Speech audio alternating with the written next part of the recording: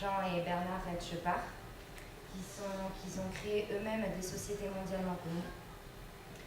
Donc, au cours des années 1996 et 1997, ils ont fait des travaux théoriques, donc sur papier. Et après 3 ans de préparation, ils ont décidé de développer le concept des moteurs GEN et d'en lancer la production. Donc après, je vous parlais de l'implantation géographique. Donc comme vous pouvez le voir, l'entreprise Price Induction se situe au Pays Basque, nord au sud-ouest de la France, donc plus précisément à Anglet. Elle est au cœur d'un pôle de compétitivité aéronautique. De plus, elle se situe aussi dans le monde entier, donc en Allemagne, au Brésil et aux États-Unis. Voilà. Et après, je vais vous parler donc, de l'entreprise même. Donc, il y a plus de 50 ingénieurs qui travaillent sur ce prototype, dans le moteur GEN. Donc, comme vous pouvez le voir, là, vous avez 2 ingénieurs qui travaillent sur le prototype même. À droite, vous pouvez voir la turbine, donc l'innovation. Et elle est de forme hélice centrifuge. Donc d'année en année, ils essayent d'innover de plus en plus le moteur, donc qui se trouve actuellement dans un banc d'essai à Turboméca, dans un local à Tarnos, que l'entreprise Price Induction loue. Et là, vous pouvez le voir, le tableau de commande. Donc après, pour nos recherches sur le projet, nous avons eu la chance de pouvoir visiter l'entreprise, d'avoir 1h30 de cours avec tous les renseignements essentiels sur le moteur GEN par un ingénieur qui fait lui-même la production, qui travaille lui-même sur le moteur, donc Sylvain Dupuis. Là-bas, vous pouvez voir Denis Bastien, qui est le directeur du local de l'entreprise Price Induction loue.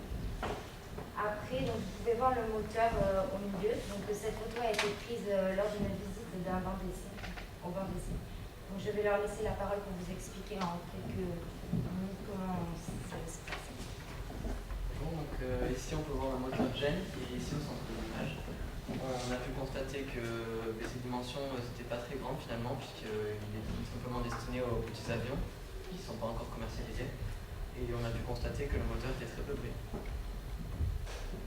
Donc le principe d'une turbomachine, ici on peut voir le principe simple d'une turbomachine avec un compresseur d'air qui va aspirer l'air ambiant, qui va ensuite le compresser et l'entraîner dans une chambre de combustion où l'essence va être dosée et enflammée, qui va créer une énorme pression, qui va pouvoir faire tourner la turbine à gaz, qui va faire tourner l'arbre principal. Et c'est un cycle en fait. Et grâce à la haute pression, l'air va s'échapper par l'échappement et va créer une force de poussée obtenue à la sortie du réacteur. Donc il y a plusieurs types de turbomachines. Ici le turboprop, on retrouve le principe de la turbomachine avec un compresseur, une chambre de combustion et une turbine. Et cette fois-ci, le rôle de l'échappement de l'air est quasiment nul puisque la propulsion se fait dans ces hélices. Ensuite, il y a le turbojet. Sur ce type de turbojet, toujours le même motif, compression d'air, chambre de combustion et turbine. Celui-ci est surtout destiné pour les longs courriers, pour les gros avions, et son principal inconvénient c'est qu'il est très brillant. Dis-le. Très brillant. Ah ouais. Donc moi je vais vous parler du turbofan. The GEN is a turbofan. That means it's a mixture between the turbojet and the turboprop. It is composed of 2 spindles, and one of them does 4,000 turns per minute, and the other does 15,000 turns per minute. And I will show you how it is a fonctionnement and process. Donc on retrouve le même principe du turbo-machine, sauf que là, il y a, comme je disais auparavant, c'est un mélange entre le turboprop et le turbojet. Donc l'air rentre ici. Sauf qu'il y a 2 flux, il y a un flux chaud et un flux froid. Donc une partie de l'air est éjectée en dehors du moteur et une autre est respirée à l'intérieur. Donc ici, on voit la partie basse pression et ici la partie haute pression. Et au milieu, on a donc la chambre à combustion. Donc l'air rentre et il passe par cette turbine qui est donc l'innovation de l'entreprise que j'ai présentée, que Corinne a présentée. tourne moins vite et elle est plus grande, donc il y a un gain d'énergie. Donc l'air rentre, il est compressé, enflammé. Il fait ensuite tourner cette turbine qui est la turbine de la partie haute pression. Donc cette turbine fera ensuite tourner l'arbre comme toutes les turbines machines et la propulsion sera donc faite. Donc là c'est le prototype qu'on a pu voir durant notre visite à l'entreprise. Donc on a bien pu voir qu'il était assez petit et c'est intéressant de le voir en vrai et de voir à peu près comment voir vraiment un peu le projet. Donc comme Gaël a dit auparavant, ce moteur il sera dédié aux petits avions qui voleront à une altitude entre 4000 et 6000 mètres d'altitude. Donc c'est pour ça que c'est une innovation parce que Gaël vous expliquera au train suivant qu'il n'y a pas beaucoup d'avions dans cette altitude-là. Donc les personnel jets, ce sont les avions qui pourraient supporter ce moteur-là. Il pourrait être intéressant pour certaines entreprises. On a 30 sur 500 entreprises qui pourraient être intéressées car on peut garder les mêmes matériaux que les anciens avions. Et ce qui est bien, c'est que ce moteur a une masse réduite, il consomme moins, il consomme du kérosène. Et kérosène, même si c'est plus cher, c'est mieux pour l'environnement plutôt que les anciens moteurs qui étaient à plomb. Et surtout, comme c'est des turbofans, comme c'est des fans ou des turbines, il y a moins d'usure durant l'utilisation. Et il peut voler, ces avions-là peuvent voler à peu près à 3600 heures et après il lui faudra une révision. Donc pour la composition du moteur, j'ai déjà montré tout à l'heure qu'il y a une turbine de haute pression, une turbine basse pression, une turbine haute pression, et ensuite Colin va vous parler de la partie électrique du moteur. Donc, ce qui est avantageux avec ce moteur, c'est qu'il a une régulation générale qui est assurée par une unité électronique FADEC qui gère en temps réel tous les organes du moteur ainsi que son circuit électrique. Donc le but de la régulation est de maintenir l'état stable, le bon fonctionnement du moteur. Donc du coup ça facilite l'utilisation et l'allègement des tâches de pilotage. Et de plus c'est aussi un avantage pour la sécurité. Alors pour la partie électrique, le moteur il démarre électriquement à l'aide d'un alternodémarreur. Donc c'est comme pour en fait les voitures, c'est comme une batterie. Donc lors du démarrage, l'alternodémarreur il aide le moteur à démarrer. Donc du coup à l'état stable, l'alternodémarreur récupère toute l'énergie qui se concentre autour de lui. Ainsi la consommation de carburant au démarrage elle est plus faible, mais aussi lors de l'état stable, il donne suffisamment assez de carburant, donc du kérosène. Donc, du coup, il n'y a pas de gaspillage. Du coup, ça pollue moins. On a vu qu'il y avait beaucoup d'ingénieurs qui travaillaient de jour en jour pour améliorer le moteur. Donc il en existe deux versions, le 380 et le 390. Ils sont à peu près similaires, il y a 90% des pièces qui sont communes. Seulement, c'est une différence de puissance. Donc il y en a qui a une puissance de 255 décamiltonnes et l'autre de 330 au décollage. Et ensuite, la masse est la même, environ 100 kg tout prêt à voler. Le taux de dilution est de 7,6. Ça représente le volume d'air qui rentre dans le moteur. Donc plus le volume d'air chaud sera important, plus le taux de dilution augmentera. Et le moteur Gen ne cesse de s'améliorer de jour en jour. Et on a suivi l'entreprise et on est sur la bonne voie pour s'améliorer.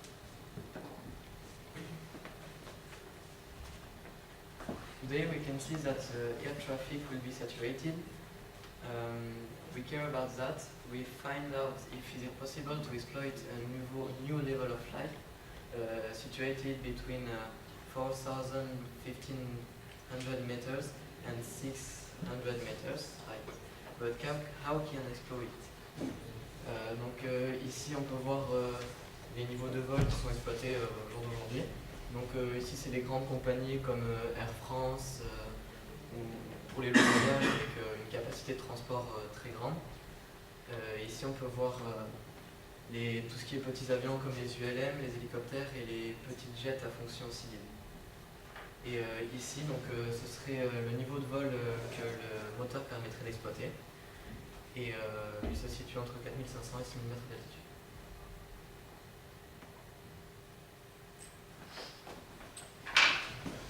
Bonjour, on va vous présenter le métier de technicien d'usinage. Donc notre métier, déjà en photo derrière, on a été accueilli hier à l'entreprise Charitan, le sous-traitant de Dassault. On voit bien le patron, Beñat Charitan, on le remercie encore. Donc notre métier, il faut être méthodique et logique, c'est-à-dire avoir une pièce et arriver au plus vite à la pièce finale, éviter des étapes inutiles. Avoir les gestes précis car on a des cotes très serrées de plus d'un dixième. Les règles de sécurité qui est important quand même dans notre métier, vu qu'on travaille avec des grosses machines et tout. Donc il y a des pictogrammes sur les machines, avoir des chaussures de sécurité, des gants et des combinaisons. Savoir lire les plans, les cotes et les tolérances des cotes. S'adapter au poste, savoir travailler d'une machine à une autre, et soit de jour ou de nuit. Et savoir les formules de la fréquence de rotation et des avances. Donc là je vais vous parler des pièces de tournage. Ces pièces, c'est elles qui tournent. Et c'est l'outil qui se déplace. Et à la fin on en sort des pièces de révolution. Moi, je vais vous parler des pièces de fraisage. Donc là c'est l'outil qui tourne et la pièce qui est serrée sur un étau et il y a 3 axes de déplacement.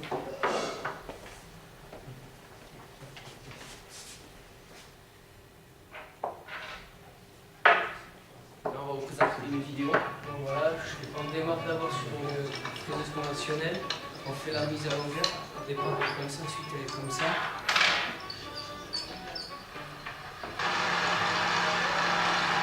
Ça c'est la mise à longueur de la pièce. Donc là c'est la programmation suivant le plan. Là on recherche sur le livre les vitesses de coupe de l'outil. On fait le programme, on fait le concours, on fait la simulation, ensuite on passe sur le CU. Donc là on fait le décalage d'origine. De l'axe Y, de l'axe X et de l'axe Z. Ensuite on marque les jauges qu'on va trouver sur la machine.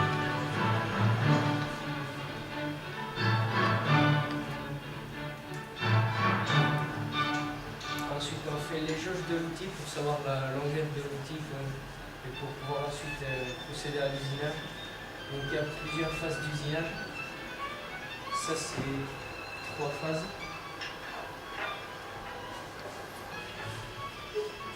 Ensuite on positionne la pièce sur l'étau.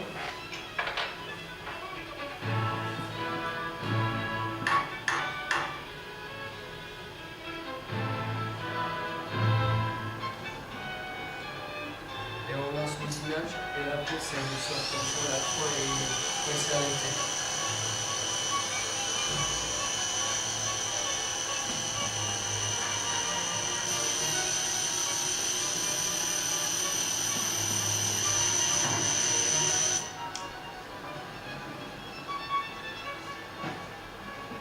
Là juste après on va vous présenter la partie tournage, à quoi numérique.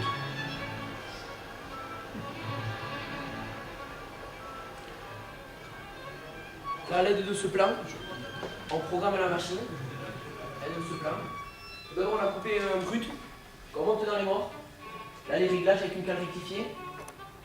Et là, on va lancer l'usinage. On usine au premier côté.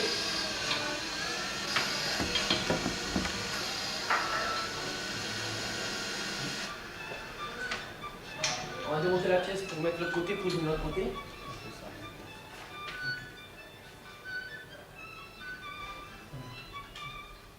L'usinage de la pièce, du deuxième côté.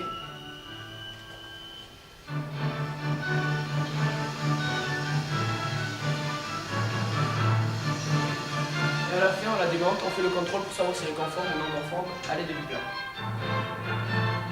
La pièce est finie.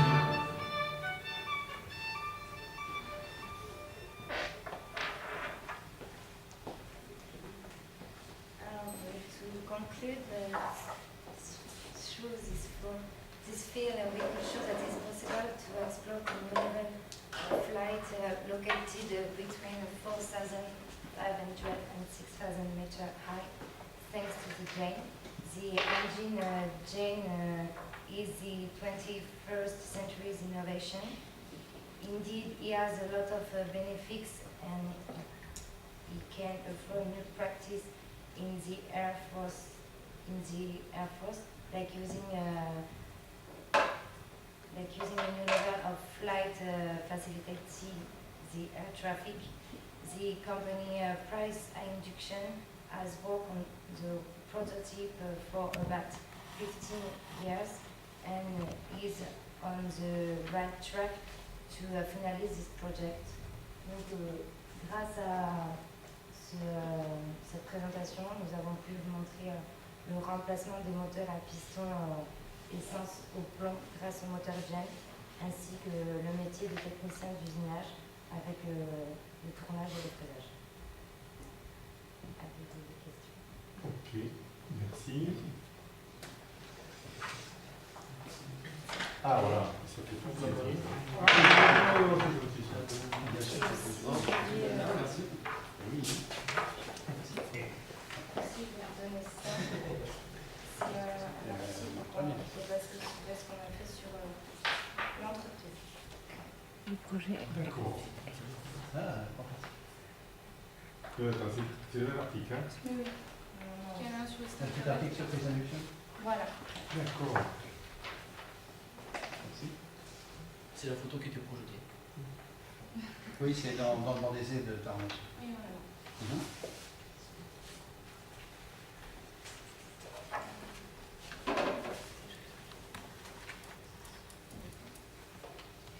Hein? Ouais. Bon. Maintenant, on pose des questions. Allez. Laurent. T'as la parole.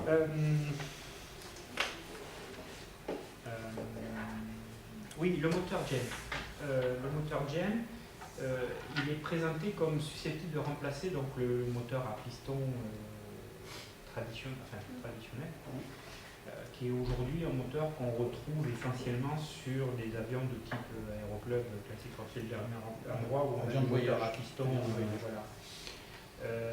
Alors que dans l'illustration, c'était une machine peut-être intermédiaire entre avion personnel et petit avion d'affaires. Ça voudrait dire que voilà, ce moteur, quand on vous l'a présenté, on vous expliquait que on pourrait tout à fait imaginer demain que un avion de type aéroclub, je dirais, hein, mais c'est pas péjoratif, pourrait être utilisé un moteur GEN de ce type. Oui, il a été conçu pour voler juste à une altitude entre 4500 et 6000 mètres d'altitude. Donc, c'est surtout pour les petits avions. Après, c'est pas. Enfin, ça peut être. Et on pourrait imaginer un monde où il n'y aurait plus de moteur à piston. Ça pourrait être plus simple afin d'avoir un GEN que d'avoir un moteur à piston encore, un comique classique ou un. Peut-être pas parce que à une certaine altitude, il n'y a pas assez d'air pour que comme c'est une turbine, à un moment il n'y a pas assez d'air pour que le turbine puisse tourner. Donc forcément pour les gros avions, on ne pourra jamais mettre ce moteur en place pour les très gros avions. D'accord. Mais donc, il y aura toujours des avions à piston, avec des moteurs à piston à essence. Est-ce qu'on vous a parlé, quand vous avez visité, de l'utilisation de matériaux composites de ce moteur? Oui, quand on a été au banc d'essai, oui, ils nous ont parlé de matériaux composites. J'ai pu comprendre qu'il y avait une utilisation un peu aussi innovante des matériaux composites dans certaines pièces du moteur qui traditionnellement étaient plutôt métalliques. Oui, tout ce qui est redressement de l'air, parce qu'il y a une dépression qui est créée par le fan. Ouais. Et tout ce qui est redressement de l'air, il y a des petites plaques en métal un peu légèrement courbées pour simplement avoir un air qui après être passé par les pales, les petites pales qui redressent l'air, soit simplement plus facile, plus turbulent. Et ça, c'est en composite ou en plastique technique. Une question, vous avez évoqué tout à l'heure le turbojet. le turbofan et le turbopropulseur.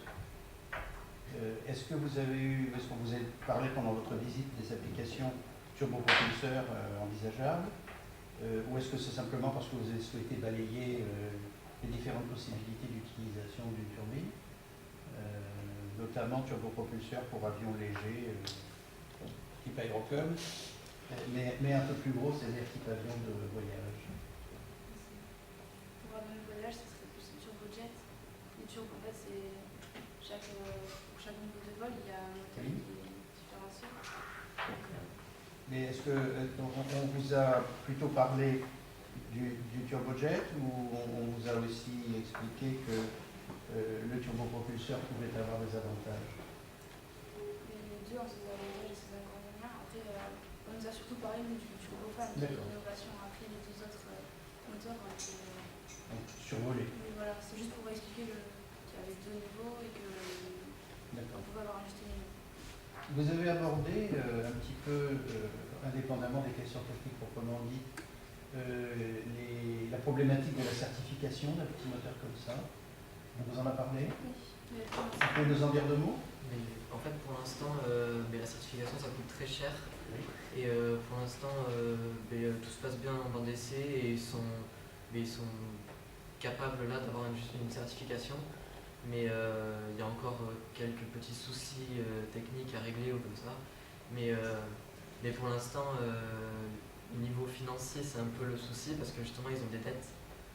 Et on pense, c'est envisagé que l'entreprise soit rachetée. En fait. Avec le même principe, mais ils ont des dettes. D'accord. Je vois qu'on vous a rien caché. Bon, Thibaut, some questions? Oui. Donc vous êtes tous les 5 en formation pour être... Dans les Il y a Il y a 3 plus 2. Là, il y a 3 filières. Il y a 3 plus 2 et 3 filières en tout. 3 filières en tout. Alors, Je n'ai pas capté là. Il y a J'ai pas trois compris. générales. Alors, Colline, elle est en Je suis en première première S, SVT. SVT. Nous, on est en première S, sciences de l'ingénieur. d'accord. Et là, on a Nous, il y a un vote pour technicien Tout d'usine. à fait. Tout à fait. Ah oui, vous allez travailler ensemble alors. C'est remarquable ça. Oui, c'est bien. C'est un double... Vous êtes déjà assez avancé. On vous voit usiner les pièces sur le film. C'est vous, n'est-ce pas? Oui. C'est bien ça, je vous l'ai dit. Tout à fait. D'accord. Donc, et vous avez réalisé ces usinages où? Dans notre atelier. Dans l'atelier. Dans l'atelier du lycée. D'accord. Vous avez eu l'occasion de visiter des ateliers d'usinage Les Charitons. chez Chariton, et vous avez retrouvé, je suppose, à la fois les mêmes gestes et presque les mêmes machines. Ce qu'on apprend, mais c'est les gestes Voilà. qui reproduisent en entreprise. Voilà. Qu'est-ce qui vous a attiré vers ces métiers-là? Sur ces métiers, mais c'est qu'on voit une transformation quand même de la matière. Oui, Comme on voit au départ, mais comme là, la toupie, bien sûr. on part de ça, et à la fin, on obtient quelque chose comme ça. C'est que ça donne des formes. On ne travaille pas que toute la même matière, comme là c'est de l'aluminium, mais ça peut être de l'acier, du laiton. Donc à la fois la transformation de la matière et la variété des formes obtenues. C'est pas pareil, c'est pas la même dureté. Alors, qu'est-ce que vous pourriez dire à des jeunes qui hésitent à s'orienter vers ces formations? Parce que vous savez que c'est un métier qui recrute. Les entreprises ont du mal à trouver des opérateurs sur machine, genre faiseuse, tour, et compagnie. Oui, déjà, notre métier, comme on entend aux informations, ils cherchent du monde de partout. Ouais. Mais c'est comme, il faut qu'ils voient, vu qu'il y en a qui pensent que c'est peut-être un métier sale, quelque chose comme ça, alors que maintenant, c'est pas trop un métier sale. Voilà, c'est ça. Il faut juste, comme il y a des portes ouvertes, des lycées qui sont des bacs et tout, il faut les inciter à aller dedans. Bien sûr. Voilà. Très bien. Je reviens sur les métiers de l'ingénieur. Vous ne connaissiez pas Christian Dupion, je suppose, avant d'y mettre les pieds. Bon. C'est pas une entreprise très courante, hein. En France et même ailleurs dans le monde, parce qu'il y a un pourcentage d'ingénieurs excessivement élevé, tous de grandes écoles ou presque, et on ne trouve pas une densité pareille d'ingénieurs au mètre carré en général, hein, notamment pas dans les grandes entreprises. Est-ce que ça vous a permis bien sûr, vous avez vu le produit, et vous l'avez décrit. Est-ce que ça vous a permis quand même de toucher du doigt la variété des métiers de l'ingénieur? Vous avez vu quoi? Vous avez vu des mécaniciens, des électroniciens, des thermodynamiciens, Et nous, on a surtout vu des gens des bancs d'essai? voilà, le monsieur du banc d'essai et le monsieur qui nous a fait visiter l'entreprise en premier, Sylvain Dupuis, celui il est ingénieur, mais devant des ordinateurs, enfin, c'est lui qui conçoit en fait. D'accord. Après, on n'a pas vu d'ingénieur qui travaillait dessus. Vous n'êtes pas allé voir du côté des études en fait. Vous êtes plutôt concentré, on vous a concentré sur la réalisation. D'accord. Alors, rien qu'en réalisation, la variété des métiers est très vaste, hein, évidemment. Le domaine des essais, c'est un domaine un peu particulier parce que il y a peu d'élus pour aller vers les essais. C'est un endroit où on a la conscience de l'ensemble du produit et où il faut le connaître sur le bout des doigts aussi. Donc c'est un métier intéressant et tout à fait spécial. Vous avez fait une découverte là Non, enfin, moi personnellement, je n'ai jamais entendu parler. Non. Et qu'on nous dise, qu'on nous mène sur la voie, c'est tout simplement, mais ça nous a intéressés. Enfin, on s'est de suite intéressé au projet. Après, on a fait la démarche d'aller en entreprise, puis ensuite de visiter les bancs d'essai. Enfin, franchement, on s'est vachement impliqué là-dedans et ça nous a vachement intéressés. Question? Non, c'est bon. Je vous remercie en tout cas parce que c'était. Je trouve que c'est original en plus cet assemblage. Oui, jamais de métiers. On les a ici. Ouais. Mais c'est intéressant cette combinaison. Hein. Ouais, c'est pas courant de voir des équipes mixtes comme ça, de plusieurs classes différentes, et puis surtout de formations différentes. Il y a un lycée qui fait ça, c'est le lycée de la mer à Cachan, sur des activités en relation avec le CNES. Ils travaillent en multi-compétences, comme ça, en utilisant les plasturgistes et compagnie, selon dans des projets interclasses et interdisciplinaires. Donc c'est pas courant, vous avez des professeurs qui vous ont encadré et vous-même, donc vous êtes félicité de cette initiative. Félicitations, M. Vidal. Et ça va être compliqué de travailler ensemble, justement. Merci pour trouver un peu les horaires. Ouais, Au début, c'était pour les horaires. Ouais. Surtout, ça a été dur d'avoir le même créneau et tout. Bien sûr. Pour les visites d'entreprise aussi. Ouais. Donc on est parti après séduction à Chariton. Bon, et alors, donc vous, c'est clair, vous allez faire votre bac professionnel, peut-être qu'après vous ferez le BTS. Oui, on verra par la suite. Bon, on verra après. Voilà. D'abord le bac. Et les autres, donc SSI et ou S tout court SVT. SVT, ah oui, donc SVT, ça ne va pas trop dans le métier d'ingénieur quand même. Si? Non, pas du tout. Et vous, c'est plutôt dans le métier d'ingénieur? Moi, je me suis intéressé au tout début au métier d'ingénieur et finalement, là, je me suis tourné vers chef de chantier et j'ai vu qu'en suivant la filière SSI, on pouvait accéder à l'ISA BTP et faire une prépa, je crois. Et je me suis intéressé par le métier de chef de chantier. D'accord. Bon. Hein? Anglais. Ah non, c'est une formation qui est anglaise. Se forme un peu de chez soi. Bon, mais écoutez, merci beaucoup. Merci beaucoup pour votre Merci à vous de votre attention. attention. Vous prenez votre petite chose là.